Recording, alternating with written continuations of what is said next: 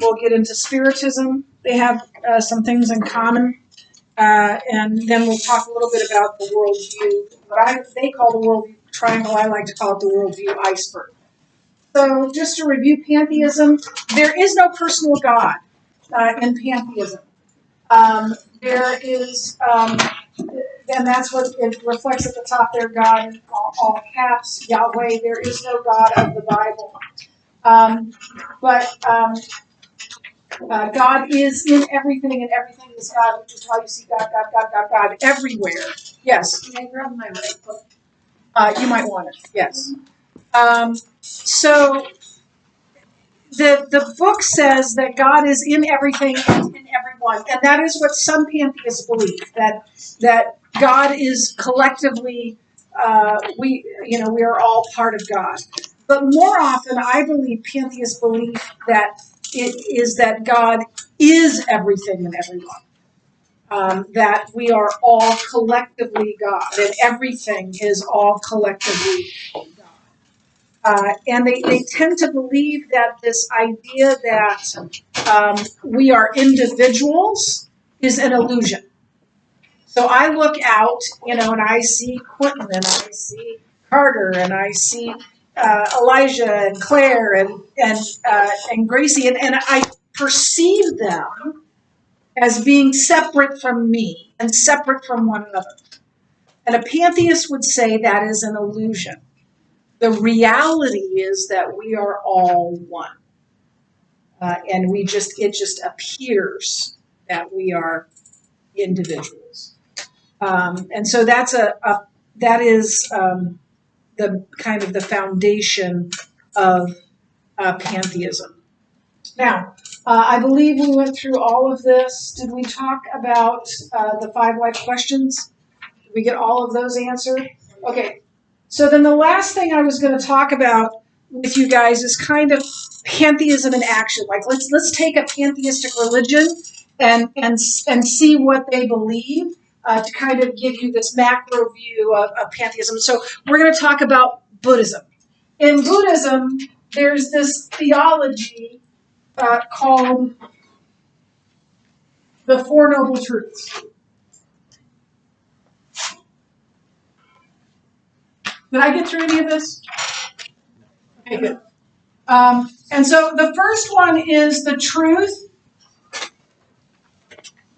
about suffering. Suffering, I think you would agree, is a universal experience, right? There's nobody that has lived that has not suffered. And so then that is the truth, that life is suffering. Every life consists of suffering. Every life has suffered. Okay, so then the second noble truth is the truth about the cessation. No. Wrong. That's the third one. The cause of suffering. And in Buddhism, the cause of suffering is desire.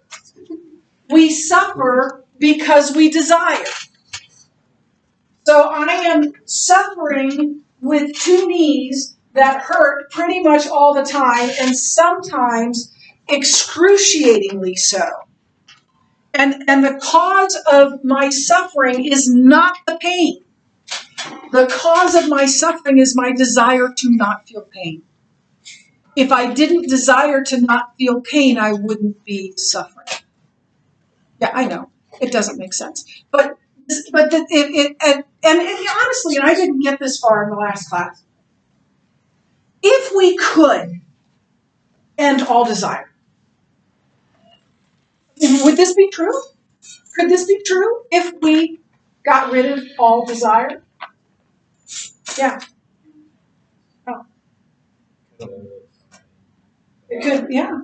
Could it eliminate some suffering? Right? Like people, like a Buddhist would say, you're suffering the death of your loved one because you desire to have a relationship with that loved one. If you didn't desire that, you wouldn't be suffering. It may be true. But do you want to live that way? Do you want to live not desiring anything at all?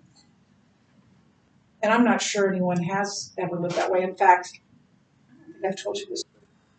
When I taught world religions at Lower North, I always would bring in, for each religion, I would either take them somewhere to talk to someone, or I'd bring someone in. And there was a guy that was a Buddhist. He was kind of the head Buddhist in the area. He was a white guy, and he was a professor at UNL. And one of my students, I actually, last time I told this, I named him. I better not name him because this is going on. One of my students knew him, goes to church with him. He's a believer, and he,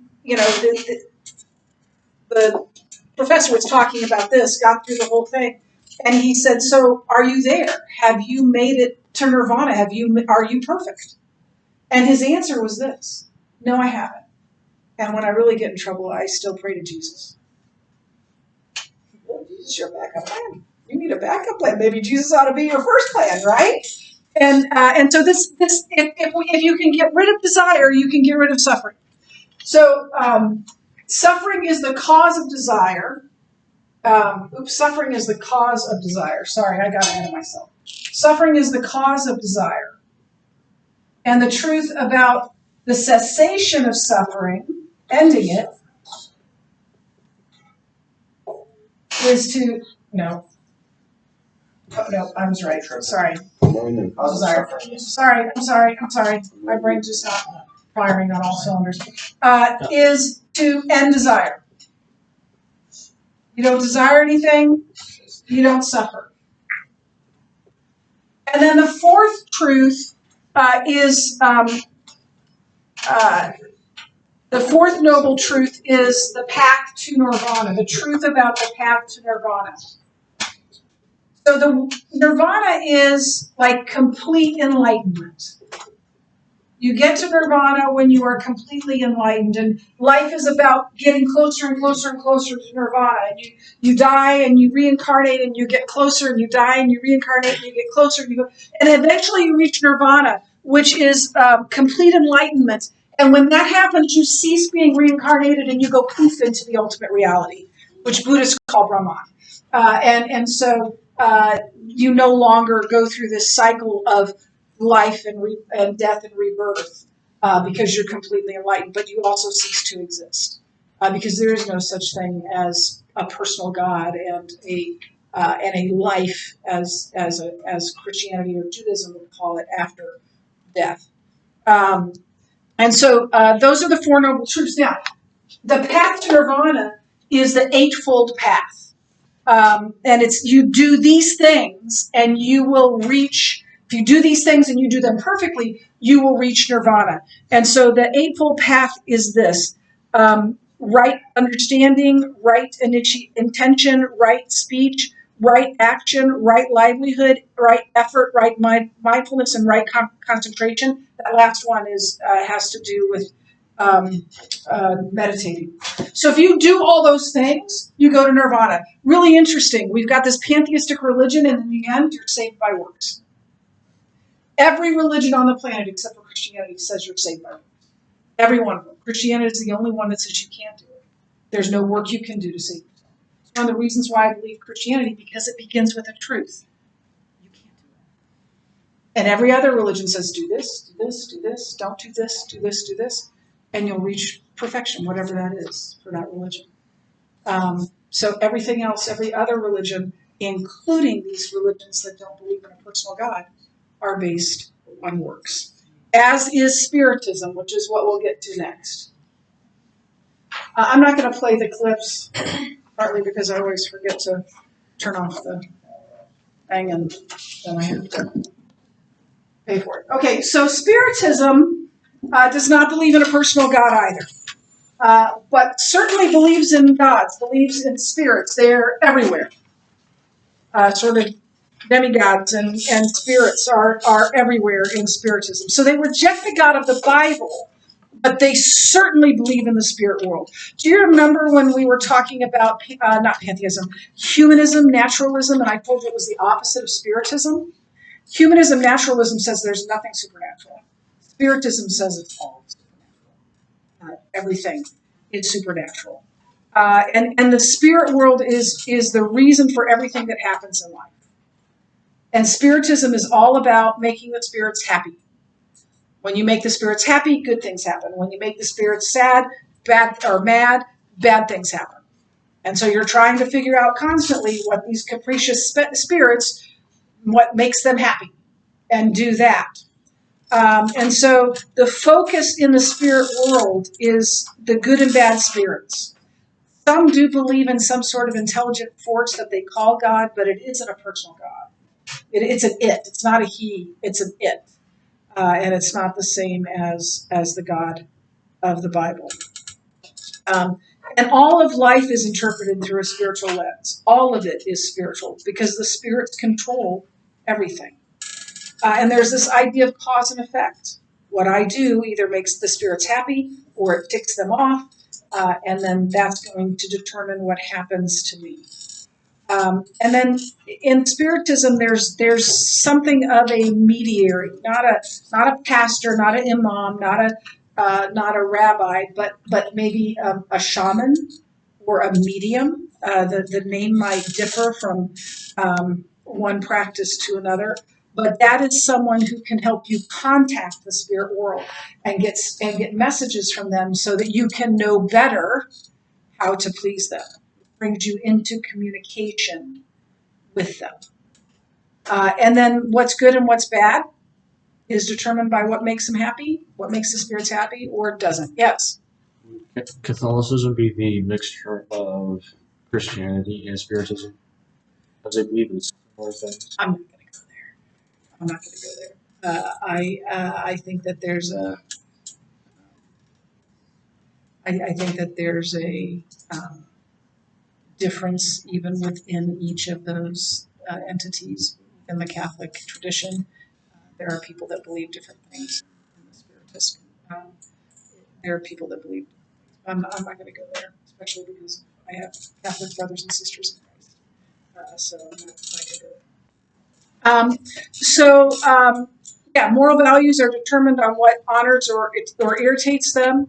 And then good works, again, works, right? Help ensure that your spiritual evolution through reincarnation. They also believe in reincarnation. And that you'll eventually be part of that spirit world. So this could be shamanism. We see Spiritism in Haiti. We see Spiritism in the Americas. We see Spiritism in the American Indian religion. Voodoo is a Spiritist religion. Many tribal societies in Africa and the Americas are Spiritists. And they have these, they have seances to try and contact the dead or have a person that can speak to the dead. And I didn't know this before I started teaching this, but in the 1800s, a guy named Allan Kardec wrote the Spiritist Doctrine, which is basically the Spiritist Bible. So they even have a book. So what are the answers then to the 5 life questions? These are some examples of Spiritism.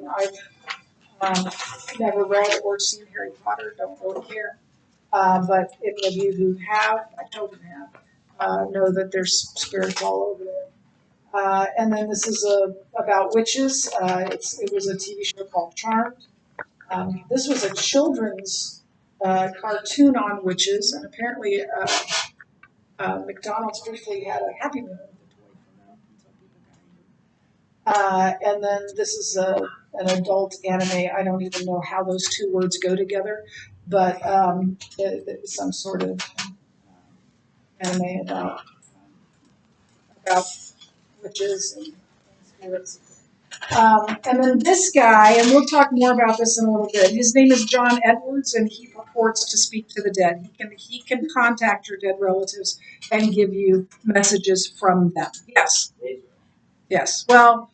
He really needs to. Okay, but if you know who's doing it, make them stop. If you know who's doing it, make them stop, okay? It's just really not. I don't know, I'm getting off track here, but gentlemen, because it is only the gentlemen doing this, and you are gentlemen. If you know who's doing, don't do that, first of all, because you wouldn't want someone else to have to clean up after you, or have you clean up after them, right? You wouldn't want somebody to wipe stuff on the walls and then you have to clean it up. And that's what you're doing today. And it's not fair. And I don't know that it's you. I'm just saying that's what some boys are doing. They're taking their deodorant and they're splashing it all over the walls and all other kinds of things. So stop it. You guys are the leaders. And if you're in the bathroom and someone's doing that stuff, stop it. You've got the power to do that. So this guy says that he talks to the dead. We'll talk a little bit more about that if we have time in the end. So 5 life questions. From where did I come? So they believe in some sort of God or some sort of supreme intelligence, and that is the cause of everything. It's an it. It's not a he or a she. It's an it. It's an impersonal force that created everything, and the spirits have incarnated into the material world as human beings. Those spirits became human beings. Why is there such a mess in the world? Basically, because there's uh, unenlightened people. That there are spirits that aren't as advanced that are causing problems, and it's those spirits that are causing the problem. Those spirits are the ones that are doing bad things to people or having people do bad things. Is there any hope? There's a saying in Spiritism that says, without charity, there is no salvation. So there's this belief in doing the right thing and evolving spiritually from infancy to maturity through reincarnation. But charitable behavior is defined as what makes the spirits happy. Whatever that is, if it makes them happy, then that is good behavior. Is there any hope? What hope do I have? That works. So my hope is to be reincarnated and to be do the right thing and be reincarnated as a higher spirit. And then what is my purpose in life? Our purpose is to continue to strive to do good in order to improve our position as a spirit. And then what happens when I die? The continual cycle of reincarnation, hopefully going up that scale. And to die, a spiritist would say, isn't really a death; it's a change of wavelength. And to that end, then a medium is said to be able to talk to people who are dead. So I have a friend, and she lost her parents, and she decided to get in contact with a medium, and that medium was able to tell her things that he could not have otherwise known at all, and she believed that this medium was talking to her parents. What do you think about that? Person could have been talking with demons. Because they might not be around. They're still around. Any other thoughts? Did the person then say things that there was no way that he could have known without knowing their parents? Yeah, no, it was a complete stranger. Never met her parents. Didn't know. Didn't give them any information.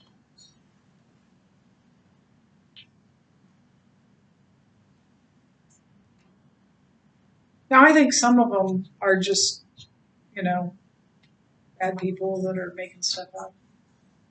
But I think it's at least possible they are talking to someone. And I think Zeke's got it just right. Because Satan is not all-knowing. He's not omniscient. But he knows stuff. And I think it is entirely possible that you're dealing with something far beyond your ability to handle or to control when you seek things like that, or a Ouija board or something. In fact, the Old Testament talks about that and says, don't do that. Not the Ouija board. I mean, not trying to contact the dead. Not to do. So yeah, I think it is. It's entirely possible. I don't think they're talking to the deceased person. I think they're talking to a demon that has information about the deceased person. I don't doubt that man, that what my friend told me is true. That man told her things that he could not have. It's scary too. I'm not going to play a spirits. We're going to play a game for several days of name that worldview, and I'm going to play a bunch of movie clips, and you're going to tell me which worldview it is. So I'm not going to do that now because I want to make sure you understand this iceberg triangle. Turn to that page that has the triangle on it.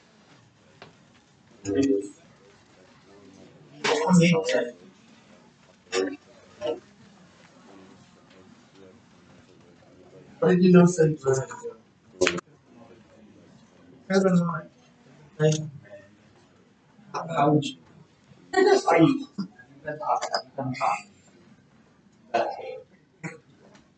Okay, we'll try that. That is not. Okay, so we've got this triangle. We'll call it an iceberg because what is true of an iceberg is that the vast majority of it is under the water. So we're going to have 3 levels.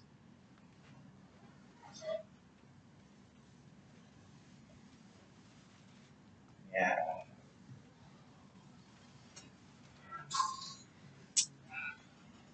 And here's the water line. The foundation is your worldview. Your worldview shapes what you think, what you believe, what you value, the way you want to live your life. And so your worldview is the one that shapes that. Then here, still below the waterline, are your values. Your values are shaped by your worldview. And you can tell, well, I won't get to that part yet. So your values are shaped by your worldview. And your values determine to a certain degree, you've got free will, right? Your behavior. This is the only part of a person that you can see in this. You can see how they behave. You can't see a worldview. You can't see what, oh, okay.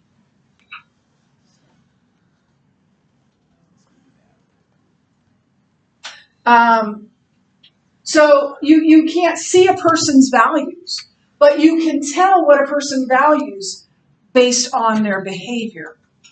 And you can kind of surmise what their worldview is. I'm going to take 2 students.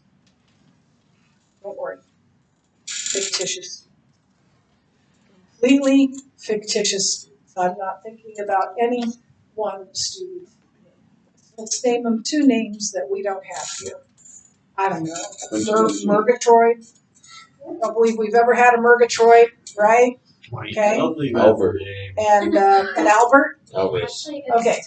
So Murgatroyd and Albert, okay? So I don't know if Murgatroyd's a boy or a girl. So Murgatroyd here works hard and studies, tries to get good grades, obeys her, you don't know Murgatroyd, I guess her parents, and is involved in church and desires to does things to try and help others come to know God. You could tell from Murgatroyd's behavior that she wants to do well. She wants to do the right thing. She wants to honor her parents and honor others, and quite likely, could have a Christian worldview. But you can't see that worldview. You can tell something of what she values from her behavior. And then Albert over here, lazy, lips off to parents and teachers, doesn't do the homework, and doesn't care, skips school, maybe knocks off a liquor store or something, and blames it all on someone else, right?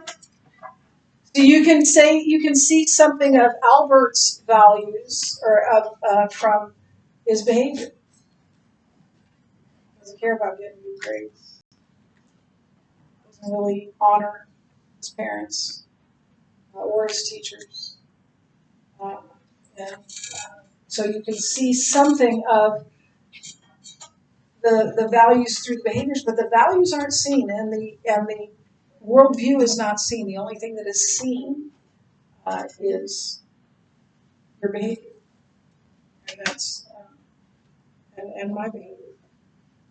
So that's our only clue into what someone's worldview is. Any questions on any of this? What it says in the book is our behavior is shaped by our values, which are ultimately built upon the foundation of our worldview. Our behavior is that in your book? Our behavior is shaped by our values, which are ultimately built upon the foundation of our worldview. So your test over these, we have a lot more to do here. We're going to go over some review questions together. We're going to play Name That Worldview. We'll have a Keyser quiz on Tuesday of next week, and then on next Wednesday you'll have this test. But your test will be over both of these two lessons, both lesson 1 and lesson 2. Questions? No questions? Okay, I can play a video clip or two.